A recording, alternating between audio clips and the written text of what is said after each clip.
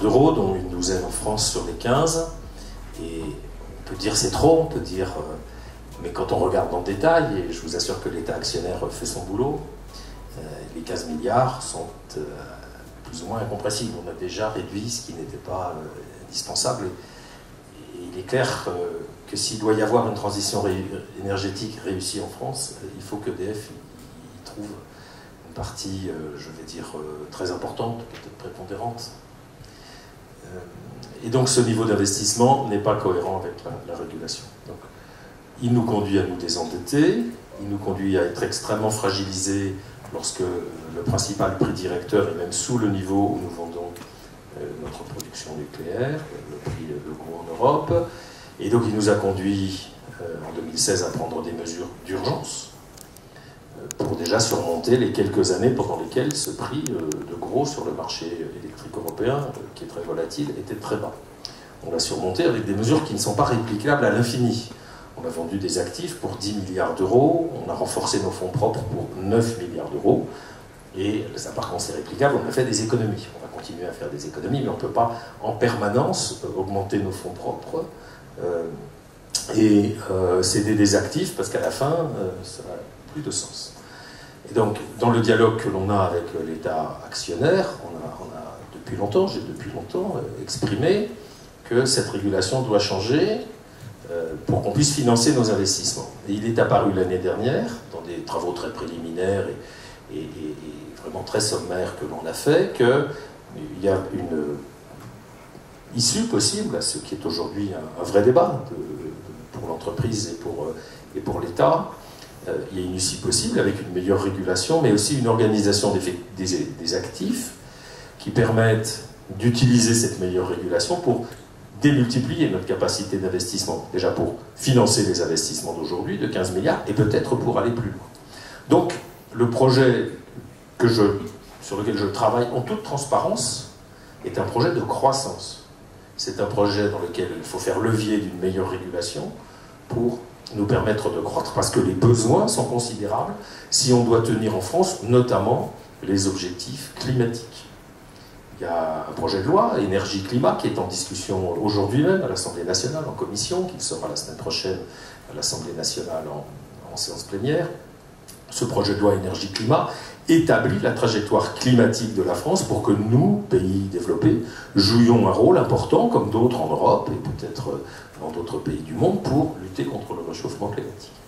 Donc voilà ce dont il s'agit. Un projet de croissance, un projet qui est décliné en toute transparence, avec une réorganisation de nos actifs qui doit nous permettre, en s'appuyant sur une meilleure régulation et sur cette organisation des actifs, qui doit nous permettre de remonter notre niveau d'investissement, de soutenir le niveau actuel, de remonter notre niveau d'investissement et de jouer un rôle majeur dans les perspectives, les ambitions, les objectifs climatiques de la France, qui vont être inscrits dans la loi. Ils le sont déjà un petit peu, mais ils vont l'être lorsque cette loi aura été votée. Cette augmentation du prix de l'électricité est due principalement, mais pas seulement, mais pour une bonne moitié des 5,9%, à la hausse qui est intervenue récemment des prix de marché de l'électricité en Europe. Pendant quelques années, les prix ont baissé, ensuite ils sont remontés. La manière dont est calculé le tarif bleu, le tarif réglementé, prend en compte sur une certaine période, il y a un effet d'hystérésis, prend en compte les prix qui sont sur ce marché. Les prix ont augmenté partout en Europe. Lorsque la commission indépendante qui établit le calcul de prix, la CRE, lorsque la commission indépendante a envoyé à l'État son calcul, elle a souligné que la hausse des prix était de 8 à 10% chez tous nos voisins. Quelquefois 10%, nous c'est 5,9%. C'est jamais très agréable, mais c'est quand même pas tout à fait la même chose. Pourquoi ? Parce qu'une partie de ce qui est calculé dans le prix est fixée à 42 € par la régulation du nucléaire. Et donc les Français bénéficient d'ores et déjà d'un effet de modération de la hausse des prix quand les prix sont à la hausse, par le fait qu'il y a ce facteur fixe du prix du nucléaire. Alors, pour revenir à votre question, la première partie de votre question, tout est dans tout. Oui, bien sûr, à la fin, il faut veiller à ce que les prix soient compétitifs pour les ménages, pour les entreprises, des questions de pouvoir d'achat, des questions de compétitivité des entreprises, pour lesquelles, pour certaines d'entre elles, l'électricité est un poste de dépense important. Pour d'autres, c'est un poste comme d'autres, mais pour certaines entreprises, l'électricité à poste de dépense important. Et en France, nous avons la chance d'avoir une électricité qui est meilleur marché pour les ménages et pour beaucoup d'entreprises que ceux qu'ils trouvent dans d'autres pays d'Europe qui sont concurrents dans les pays voisins. Donc il faut que nous puissions concilier le fait qu'il ne faut pas trop peser sur le pouvoir d'achat des ménages, il faut garder un avantage compétitif pour les entreprises à travers l'électricité, il faut continuer à avoir une électricité qui soit tout le temps disponible. Je rappelle à ceux qui ont... Vous n'en avez pas fait un énorme, si je puis me permettre, un petit entrefilet. Mais pendant plus d'une demi-journée, il n'y avait plus d'électricité du tout en Argentine, en Uruguay, et pour une partie du Brésil et du Chili. Le week-end dernier, en France, tous les pays. Pardon ? L'ensemble de la population, c'était pas l'ensemble de la population. En Argentine et en Uruguay, il n'y avait plus rien. Sauf les gens qui avaient des groupes électrogènes pour faire fonctionner, je ne sais pas, le palais du président, la chaîne de télévision, des choses comme ça. Voilà, nous on a une électricité qui fonctionne très très bien. On a aussi un système, notamment avec le nucléaire, où il y a beaucoup d'emplois en France. Si on importait du gaz, pratiquement aucun emploi. Le nucléaire fait fonctionner la troisième filière industrielle française, avec derrière l'aéronautique et l'automobile, dans l'autre sens. Voilà. Donc il faut qu'on arrive à concilier tout ça, mais il faut aussi qu'on arrive à concilier un plan d'investissement qui est lié aux objectifs climatiques qui sont aujourd'hui une urgence et dont on voit bien à travers les réactions des responsables politiques un peu partout qu'il y a une véritable demande. Aujourd'hui, on ne se voile pas la face par rapport aux enjeux climatiques. Le président de la République s'est exprimé sur ces sujets-là en novembre dernier, lorsqu'il a présenté la politique énergétique de son gouvernement, et peut-être même au-delà, puisque ce sont des révisions périodiques tous les 5 ans, mais qui portent sur une période de 10 ans. Hein, donc la période 2019-2028 jusqu'à fin 2028, et puis en 2023, on fera la période 2024-2033.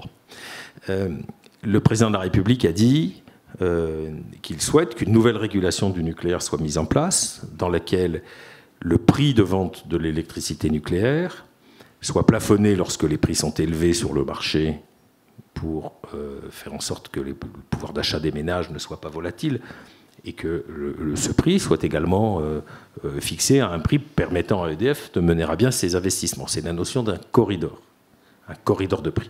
Aujourd'hui, nous vendons les 3/4 de notre production nucléaire à 42 €. Ce prix n'a pas bougé depuis qu'il a été fixé il y a bientôt 10 ans.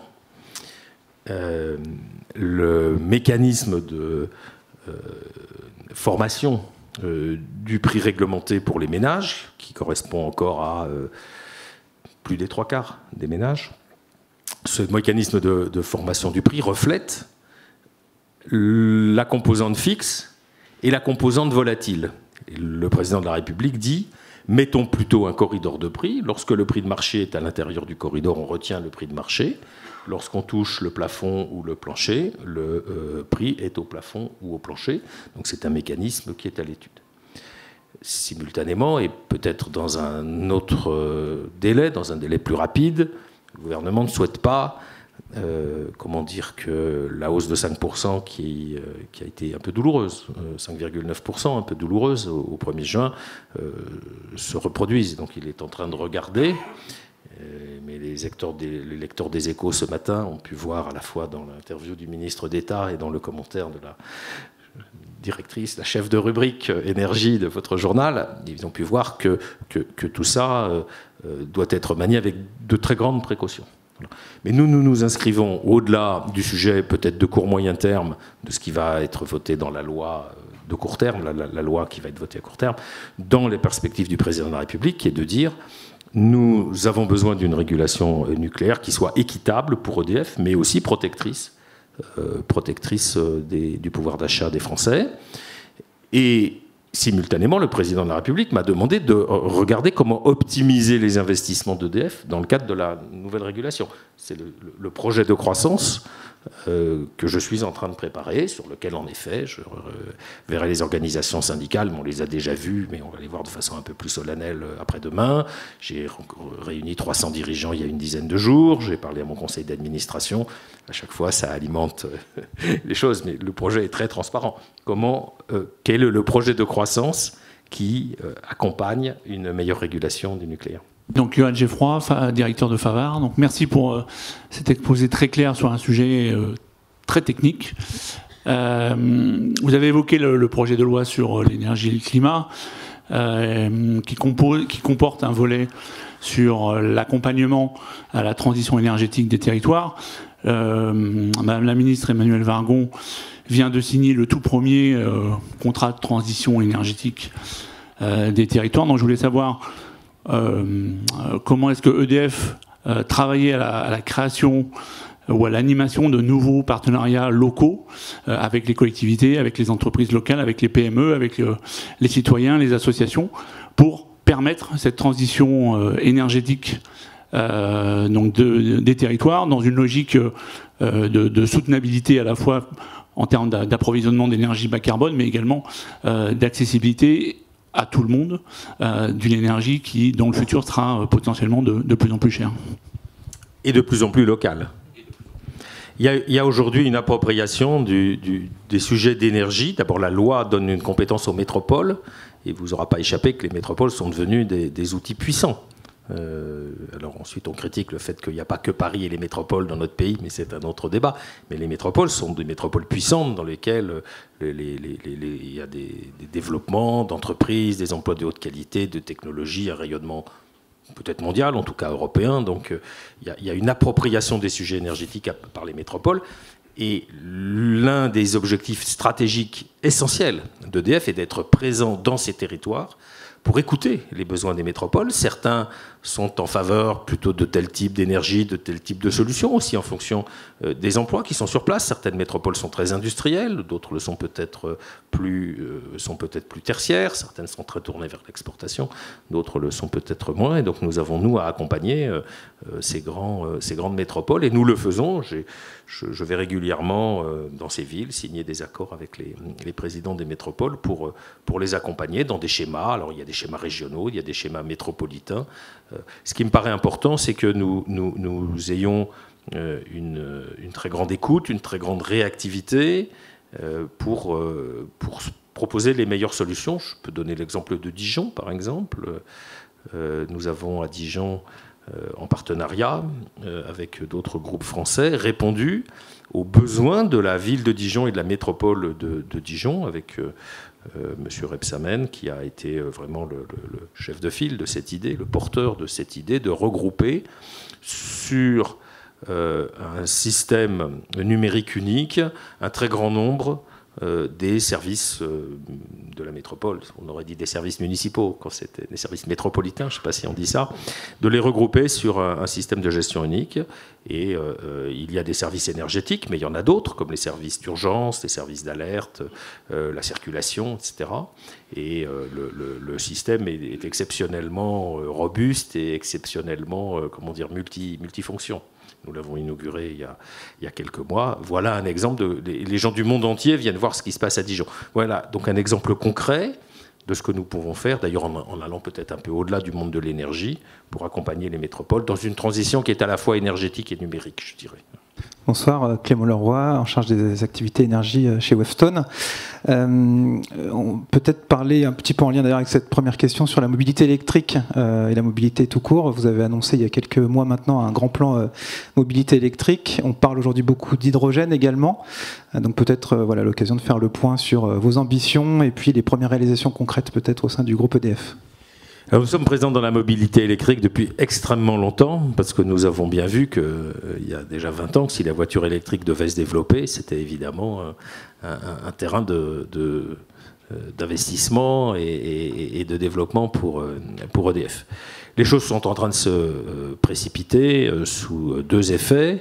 L'effet de la lutte contre le changement climatique, je n'ai pas besoin de vous faire un dessin, et l'effet de la chute extrêmement rapide du coût des batteries. Les performances des batteries se sont améliorées, le coût des batteries chute de 10 ou 15% chaque année, toutes ces dernières années, et donc on entrevoit le moment où le véhicule électrique va devenir un objet de production de masse et de consommation de masse.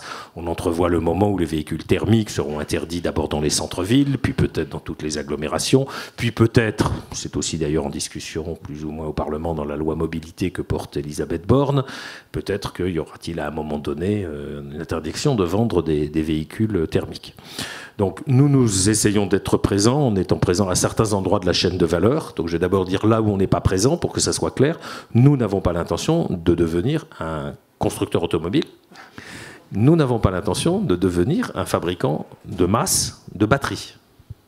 Donc cela étant dit, nous avons besoin de comprendre pour le réseau électrique, pour la production de l'électricité, pour le couplage entre les énergies renouvelables qui sont pour une partie intermittente et le système de gestion de la mobilité électrique, comment tout cela fonctionne. Donc le plan mobilité électrique, c'est pour nous prendre position dans ce domaine, en ayant exclu les deux sujets majeurs dont je parle, mais en travaillant sur des technologies, y compris en comprenant les technologies de batterie, parce que la batterie, c'est le stockage de l'électricité, notamment bilatérale. À Bordeaux, nous avons commencé à installer, j'y vais d'ailleurs dans 2 jours, nous avons commencé à installer des systèmes très innovants dans lesquels la batterie du véhicule électrique sert pas simplement à propulser le véhicule électrique, mais sert aussi de stockage de l'électricité qu'on peut stocker quand l'électricité n'est pas chère. Par exemple, aujourd'hui, il fait grand soleil, il y a peu de consommation de chauffage ou peut-être même industrielle. Par contre, à un autre moment, il fait nuit, il y a besoin peut-être de climatiser, par exemple, quand il fait très chaud, et on peut réutiliser intelligemment les centaines de milliers ou millions de batteries qui sont à la disposition du réseau à un moment où l'électricité est plus chère.